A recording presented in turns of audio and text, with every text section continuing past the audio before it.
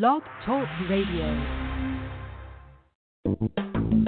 Welcome to the Institute for Personal Development, Kriya Yoga Ashram, where total consciousness is the new frontier. Kriya Yoga is union of the individual with the divine. Join us as we explore the practices to initiate this process.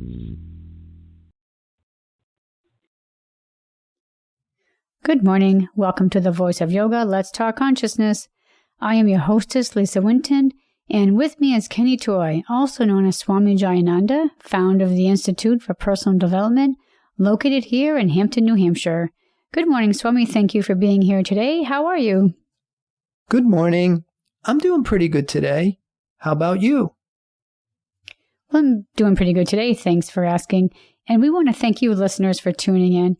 So today on The Voice of Yoga, we will talk about the solar eclipse on August 11th, 2018 at 18 degrees Leo, 42. And the key phrase is, I will.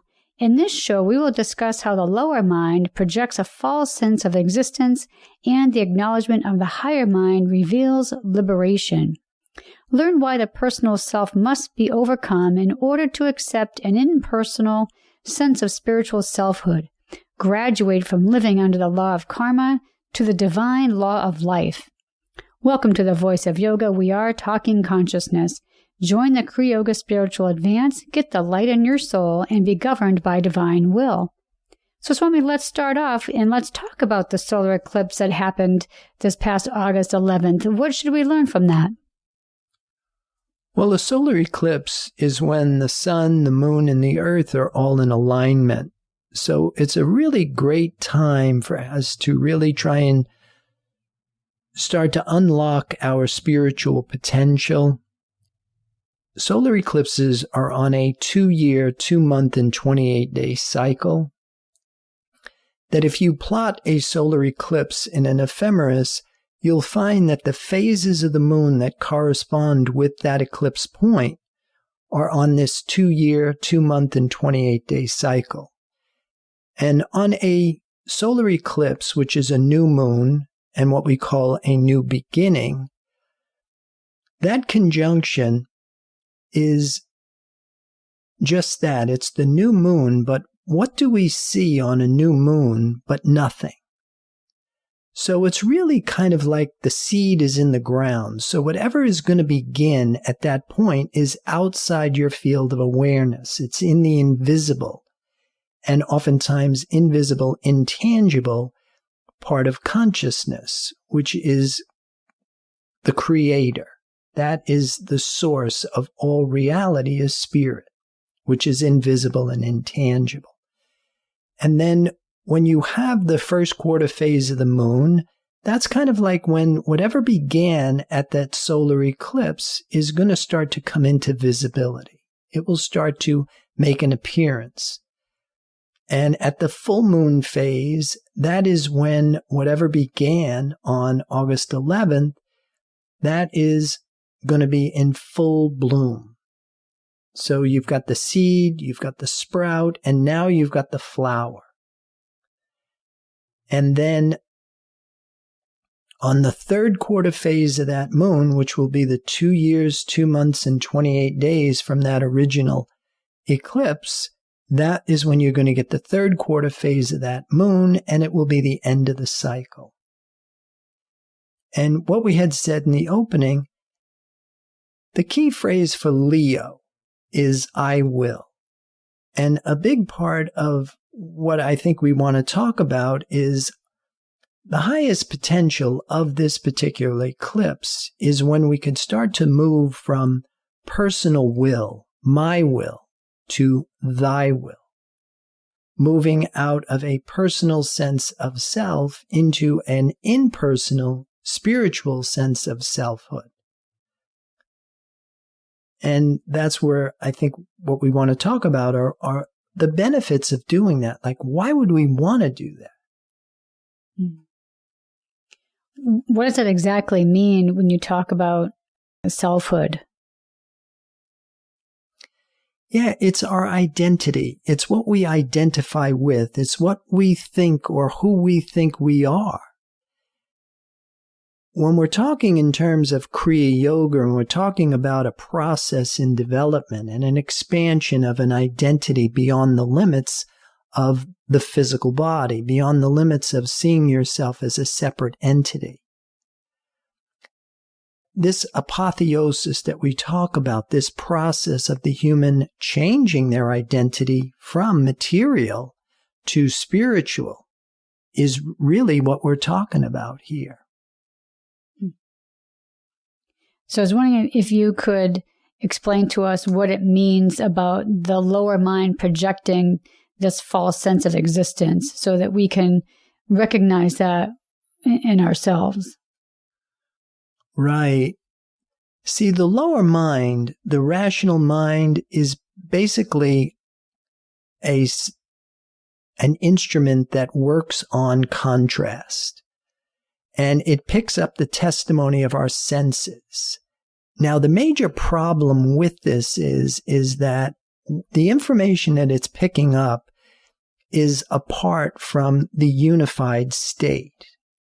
The whole concept of spirit. Spirit is whole, it's complete, and it is eternal. It always was, it always will be. Now, the changing conditions of the personal mentality, which is the testimony of the senses, is really picking up information from the shadow of spirit, from the shadow of divine mind, which is the part of reality that is basically apart from unity. Mm-hmm. And it's in half. That's why it reports in the lower mind, in the senses, because there's contrast. And that's what our senses work on. Now, if we continue to live out from the appearances of what comes before us through the five sense mind, we're really missing the mark. And that's the biblical term for this was called sin. So actually, to be thinking with your personal, thinking with the changing conditions of your personal mentality is really a belief in something other than what was called God, which is this one true God, which is the dimension of reality that is whole, complete. It's the only thing that is true, what they called truth. Hmm. And so the second part of that equation was to acknowledge the higher mind to reveal liberation. So what does that mean and what does it look like? Yeah. This whole thing of being imprisoned in a false sense of existence, that we're living out from our five sense mind, and we see ourselves as a separate entity. And at this level of consciousness, we're in what's called the law of karma. We have a belief in two powers. And there's this ongoing competition, there's this ongoing struggle between opposing forces. There's good and evil. There's right and wrong. There's light and dark. While we are living out of the testimony of our senses, we are under the law of karma. In the Old Testament, they called that their idea of what God is. Because in the Old Testament, the concept of God was a God that rewarded and punished. And it was based on this law of reciprocity, that what we put out is what we get back. And whether we realize it or not, that's the cycle of death and rebirth. And that's what we're trapped in. That's what this whole thing of liberation and freedom is, how to get out from this law of karma and then move into this spiritual law of harmony. And in order for us to do that, we have to graduate from an identity that is bound up in the testimony of our senses, and that would mean material and mental identification. And then we have to identify with this part of ourselves that is invisible and intangible, but it is enduring.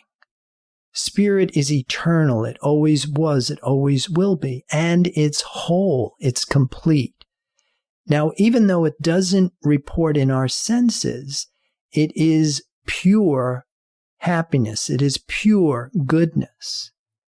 And that's what we call liberation. When our identity moves into this higher sense of selfhood. But we can't maintain a allegiance to material beliefs and still graduate to this sense of identifying with this part of ourselves that is immortal, eternal, and enduring. I think most of us can kind of understand the benefits of what you're talking about. But to a lot of us, we might look at that this is, well, that's a tall order. So how do we go about doing that? What are some of the things that we can do to prepare ourselves for it? Well, the thing I do is I turn to Scripture. That it sounds like it's a really tall order. And especially, say, for example, the instruction in the Lord's Prayer. Thy will be done. And that's what we're talking about here is trying to align ourselves to divine law, to divine will, rather than my will. So letting go of my personal ambitions, my personal interests, my personal desires, at first may seem to be a tall order. It might seem to be, even to a lot of us, unnecessary. But we can't attune ourselves to spirit if we still have a material identity, if we still have a sense of self that has a frequency of matter or even a frequency of waves. That's the physics of spirituality. That is what makes this a science. That in order for us to access the spiritual realm or the spiritual consciousness, that we have to change our frequency. We have to become spirit. And so you can't just do this academically or intellectually. That in a lot of scriptures, they talk about renunciation. You have to kind of give up your personal sense of self in order to graduate to this identity that is what we're saying. It is limitless. It is eternal. And it is backed by spirit. It is backed by truth. It has the principle of one power, the power of just pure existence, life. And so as you start to learn how to start to align yourself with this law that is available to us at any given time, you start to apply it. And you really start to see that you no longer have to struggle. That the term in yoga is called meditation, when you live out of the effortless flow state of meditation. In Christianity, it is called living by grace. That it's almost like having a divine assistant that is starting to live its life through you. And you let go of all your personal interests, but as you start to attune yourself to this will of the divine, and you start to harmonize yourself with it, then you start to see that life is starting to reveal itself as perfect, harmonious, whole, peaceful, well. And it's not a struggle.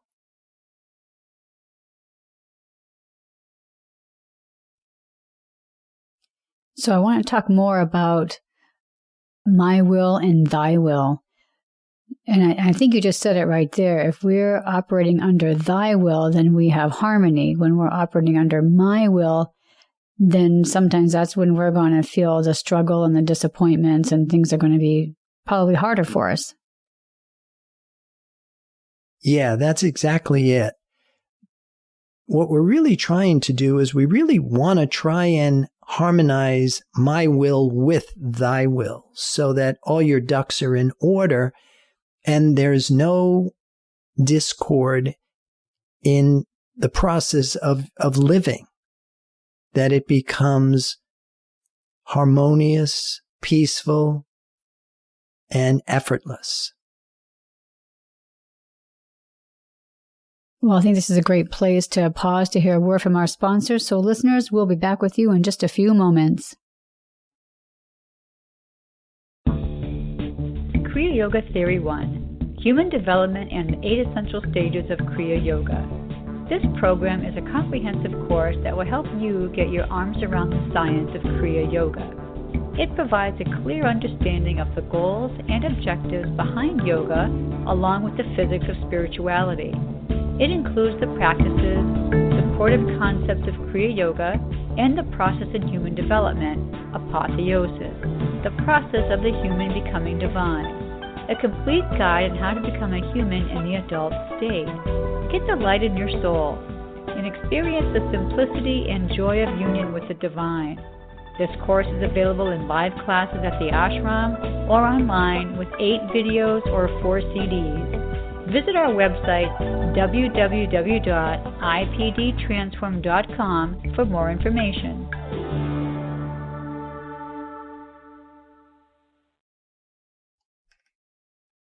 Welcome back. For those of you just joining us, you're listening to The Voice of Yoga, and we are talking consciousness. So, Swami, again, I want to get back to the whole concept of my will and thy will. So what are some of the practices that we can do to ensure that we are using the concept of thy will as opposed to my will?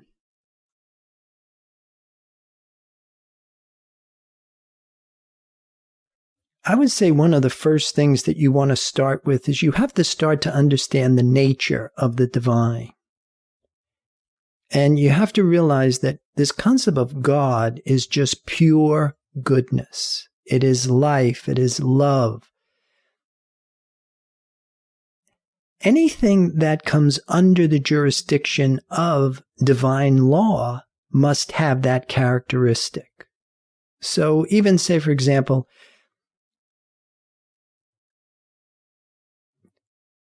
I have a particular condition that I'm working with that is an abnormal condition.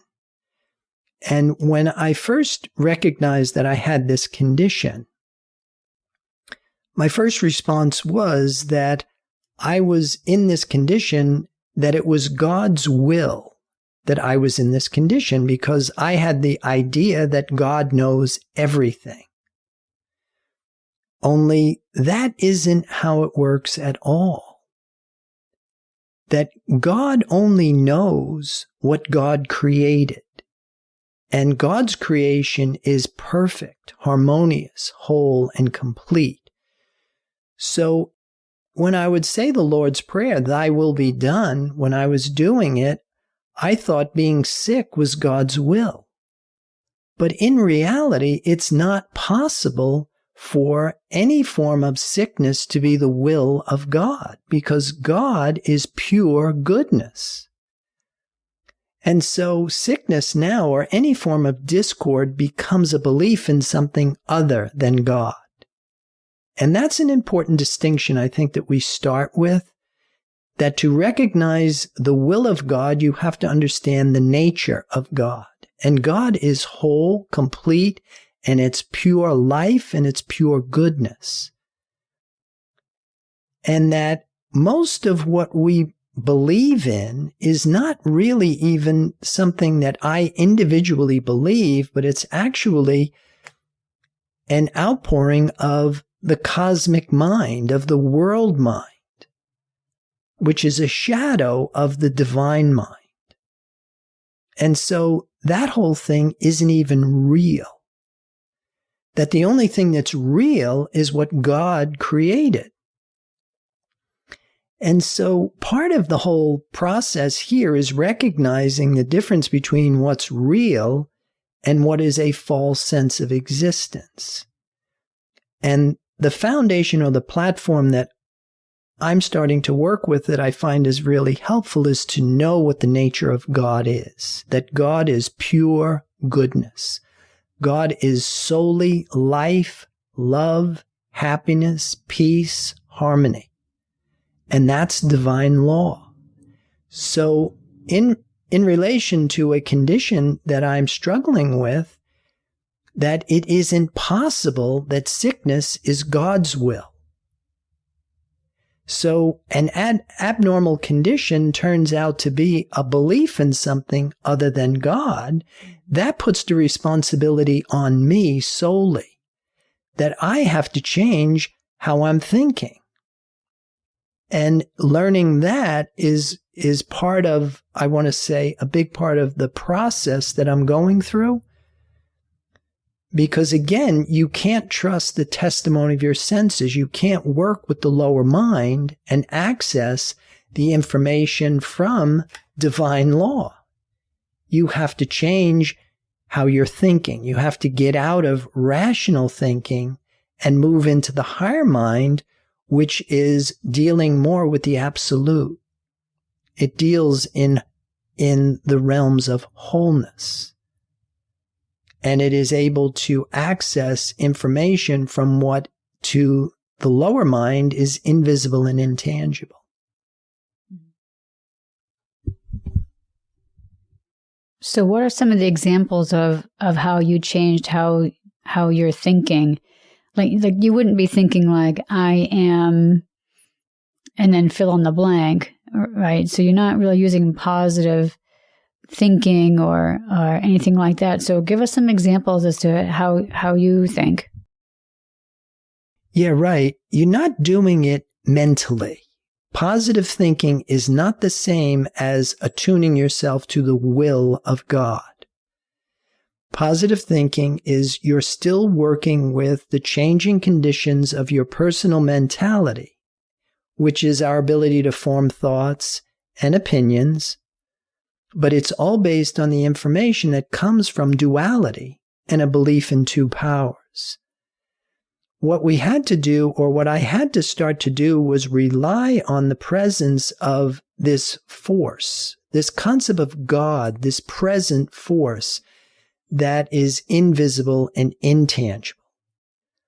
So in the framework of this process,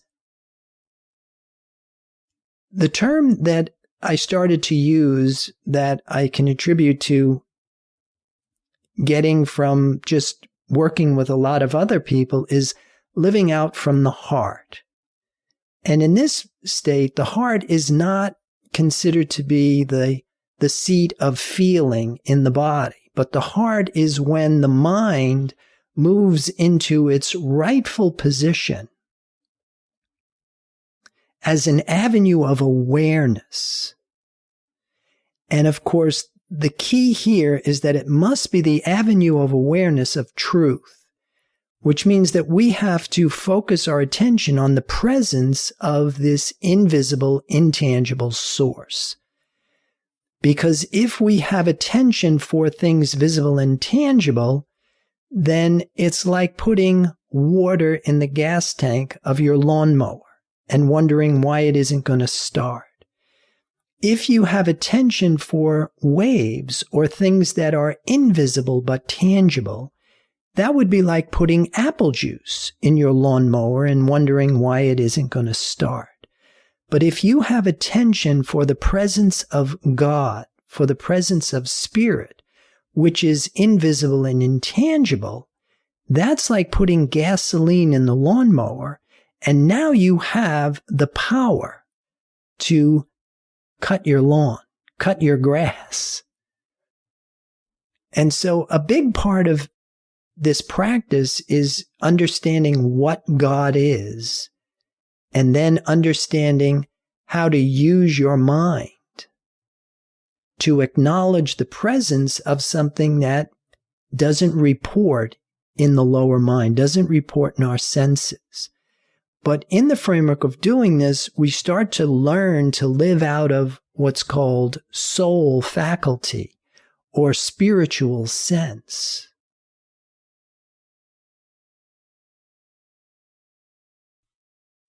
Well, I wonder if some people listening to the program might confuse living from the heart with conduct. In other words, I mean by, well, that means to me that I need to be kind to everybody that I meet.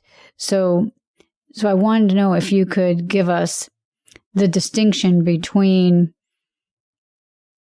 the conduct for kindness and living from the heart. Yeah, there is a clear distinction between that, and especially when you're working with conduct and human rules and regulations, that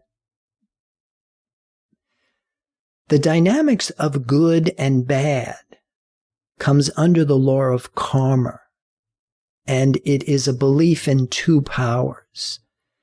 So the problem with this is that even though we have good intentions, I really like that phrase, the road to hell is paved with good intentions. Even though we are good humans, it's not accessing our potential, which is found in our spiritual sense of selfhood. Being a good human does not necessarily mean that you will gain spiritual selfhood. That is, I think, a misconception. What we really have to do is we have to lose our sense of humanness. We have to lose our sense of separateness from the unified state, and then join with this source of sustenance that spills out truth and wholeness. So if we are trying to be a good human, in comparison to the goals and objectives of what we're talking about here, it will fall way short of the mark. Attuning yourself to the will of God means that now what I'm striving for is to get divine mind to take over the scientific government of my being. That God now lives me, as opposed to me having a sense of who I am with personal interests, which will create an interference pattern, and it won't enable us to gain this spiritual sense of selfhood. All right, so I want to see if I understand this right, because what you were saying earlier about good and bad and how those are from the law of karma. So if somebody is trying to work their conduct to be good, then that's an immediate, I would say, notification for them that they are definitely in the law of karma, because now we're talking about good or bad. Yeah, that's exactly right. And what we're really talking about is rising above the law of reciprocity, rising above what we're putting out and what we're getting back, and getting into the divine law of harmony, the divine law of love, which is absolute harmony. It's absolute love. It's not a mix of good and evil. It's not a mix of right and wrong. It is a whole different dimension of reality that you live out from. You're living out now from the perfection of being, and you're in attunement with the will of the divine.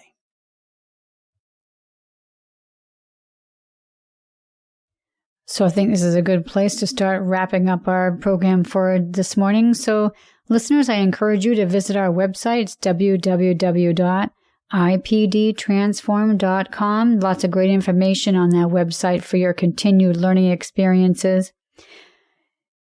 Be sure to also tune in to our Facebook Live episodes we do every Wednesday at 5 p.m. So Swami, do you have any other final thoughts about today's program? Well, I do like to wish everybody success in being able to rise above the cycle of death and rebirth and attuning themselves to the law of harmony. And with that, I'll wish everybody a good day. Namaste. And thank you for listening to our program, The Voice of Yoga. This is Lisa Winton, along with Swami Jayananda. We'll be signing off. Have a wonderful Kriya Yoga kind of day. Namaste.